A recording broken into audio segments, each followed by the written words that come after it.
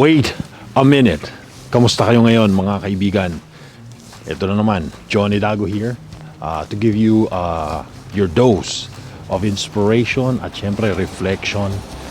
You know, nakikinig ako kay John Maxwell and he said something na napakaganda. Sabi niya, wala daw mas hihigit pa na halaga kumpara sa panahon, sa oras.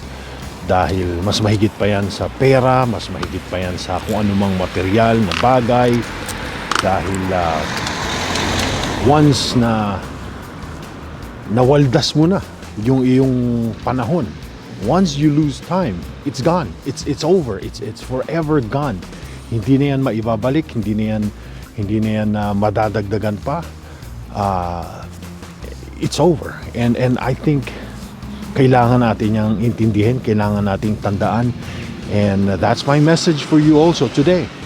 No? Don't waste your time. Ano man yan, no? Sa panahon mo, sa mga mahal mo sa buhay, panahon mo in general, you know, doing things na hindi naman importante, hindi mahalaga, or, you know, holding on to some grudges na napakatagal na, taon na ang nabibilang. You know, it's time to let go. Don't waste time. Don't waste time because kapag nawala na yan, wala na. So there you have it. That's my message for you today.